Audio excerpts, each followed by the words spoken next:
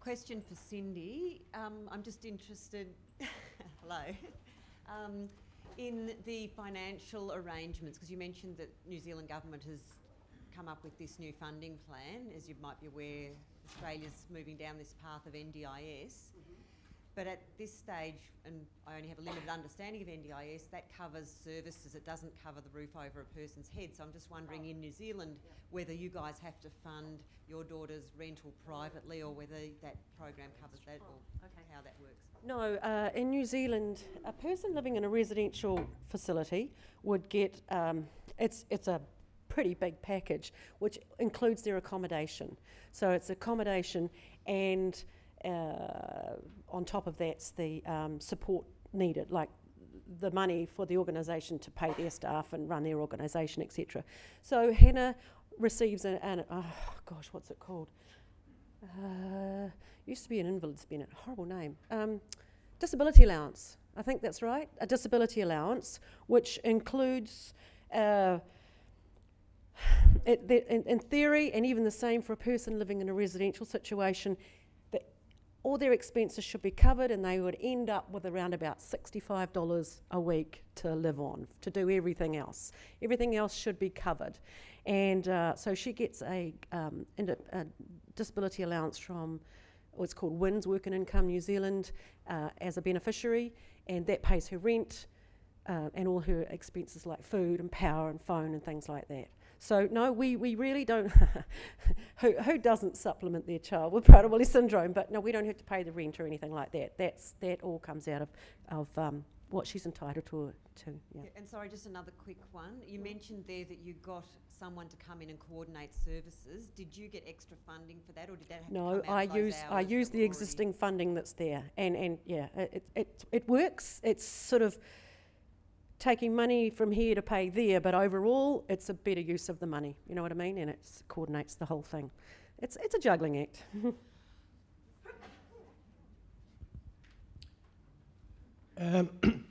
Can I just say thank you to all the speakers? This has been a very inspiring afternoon. Can I ask, have any of you conducted any research about the outcomes the people you support have achieved?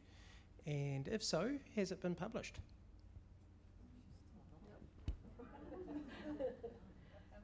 Oh, no. Well, that sounds like a challenge.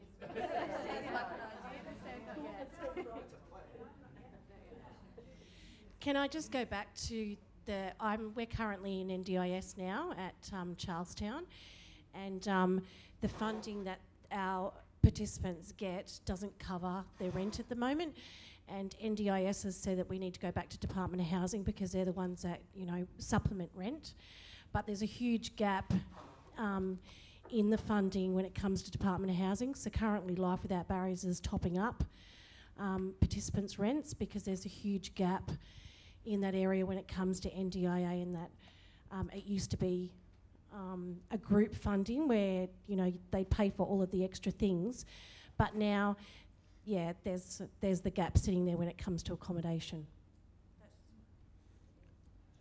Yes, I agree with that, and I suppose that's why we've set up the foundation, because we recognise that NDIS has said time and time again that they won't, at this stage, pay for housing.